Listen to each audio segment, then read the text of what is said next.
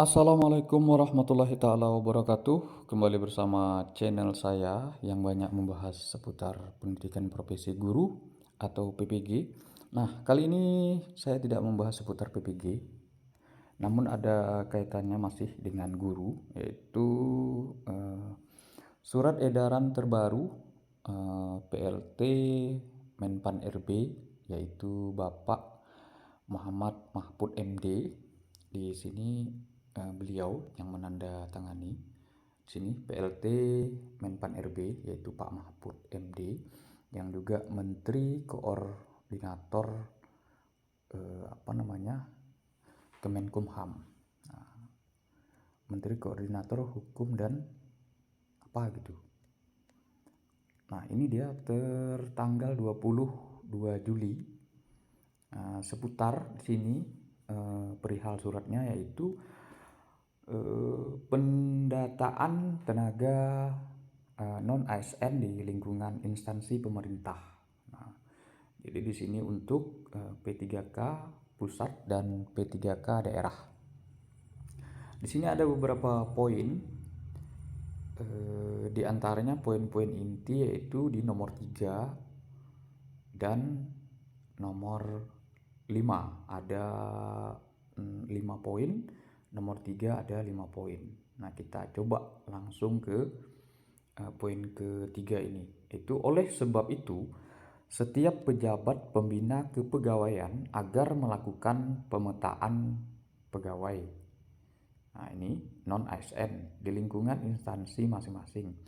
Dan bagi yang memenuhi syarat dapat diikutsertakan atau diberikan kesempatan mengikuti seleksi calon PNS maupun P3K dengan ketentuan sebagai berikut.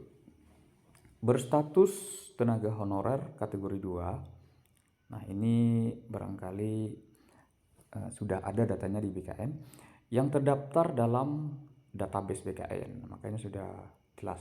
Poin kedua yaitu mendapatkan honor dari APBN dan APBD. Nah, ini sepertinya tidak semua guru menjadi berjalan dengan mudah, karena memang tidak semua daerah itu menganggarkan dari APBD. Kalau APBN sudah jelas biasanya honor kategori 2 biasanya. Nah, ini biasanya sulit. Namun di APBD juga tidak semua, namun bisa lebih banyak. Nah, termasuk saya di sini adalah GTT. Guru-guru sudah tahu seputar GTT, itu kebanyakan dibiayai oleh APBD. Namun tidak semua GTT itu mendapat biaya dari APBD. Nah, biasanya ada juga yang dianggarkan dari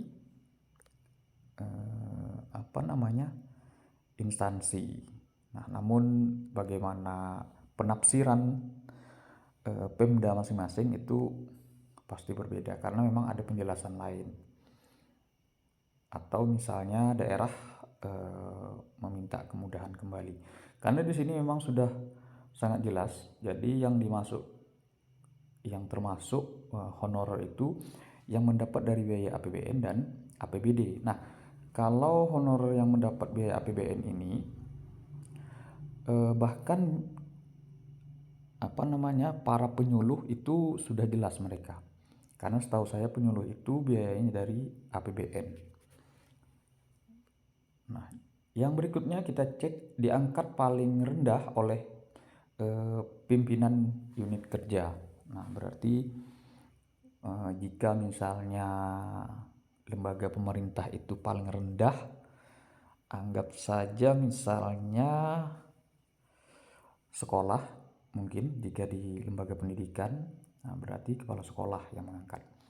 Berarti honor sekolah mungkin. Ini hanya tafsiran saya saja. Jadi saya tidak menguasai untuk penafsiran surat ini secara utuh. Jika mungkin di lembaga pemerintah struktural, bisa jadi misalnya kelurahan, lembaga paling bawah mungkin.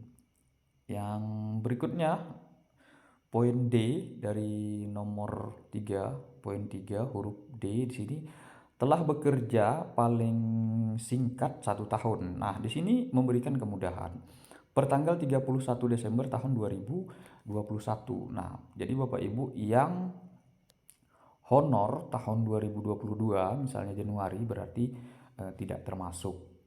Nah, jadi jika berdasarkan surat ini, karena ini memang sudah sangat mudah karena eh, bekerja paling singkat 1 tahun. Nah, berarti bisa jadi kita tafsirkan misalnya jika guru berarti diangkat oleh kepala sekolah itu setidaknya minimal 1 tahun.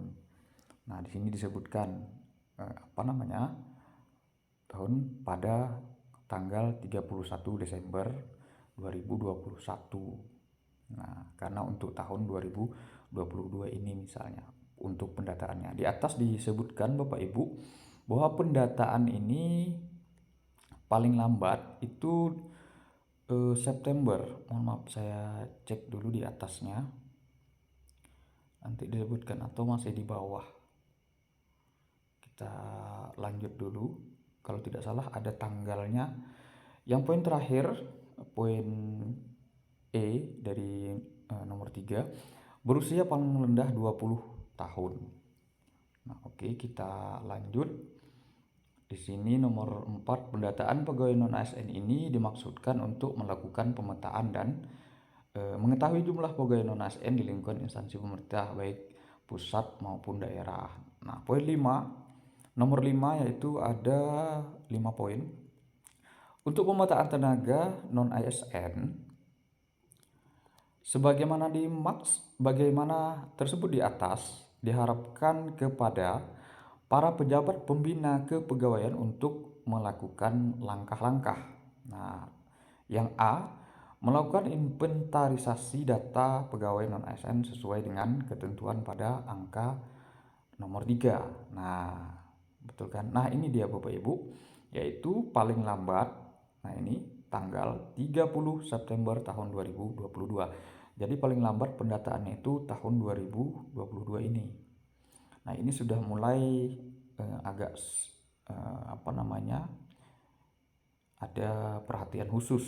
Jadi poin B-nya, penyampaian data pegawai non-ASN harus disertai dengan surat SPTJM. Nah, jadi boleh dikatakan ini apa namanya kolektif. Apakah ini berdasarkan sekolah misalnya jika di ada instansi pendidikan atau misalnya di dinas pendidikan yang apa namanya menandatangani.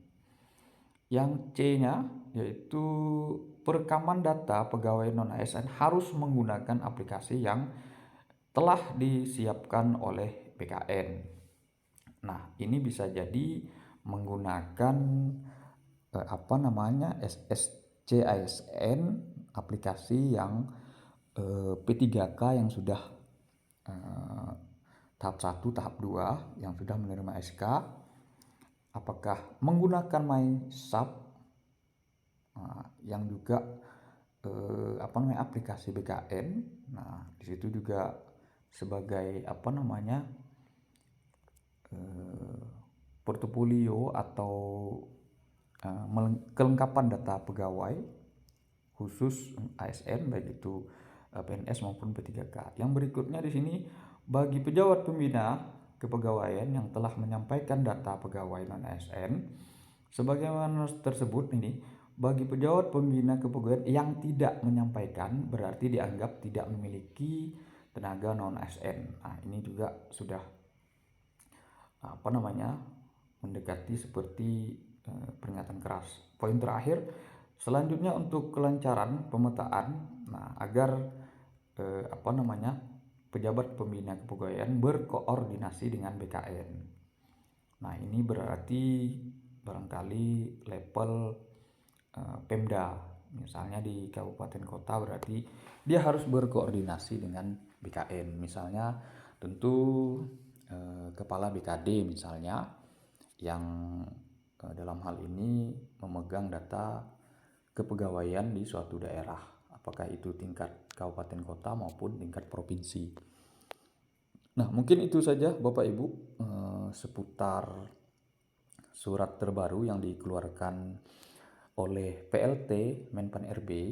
Nah, ini turunan dari surat Menpan RB sebelumnya nomor 20 tahun 2022. Nah, ini juga sedikit memberikan kemudahan kepada seluruh honorer. Jadi intinya seluruh honorer itu ingin diberikan solusi yang seluas-luasnya atau diberikan kesempatan untuk diangkat, karena di sini minimal mengabdi hanya 1 tahun. Di sini kita bisa lihat yang terakhir itu di nomor 3. Nah, telah bekerja paling singkat 1 tahun pada tanggal 31 Desember. Berarti setidaknya SK kita itu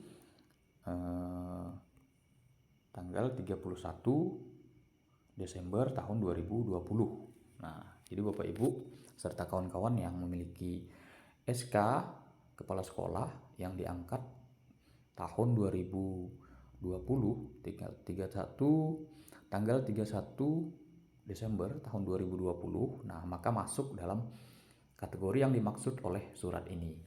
Semoga semuanya mampu diangkat, walaupun barangkali bertahap, misalnya diutamakan yang umurnya mendekati pensiun. Nah, karena memang TMT dengan umur tentu berbeda.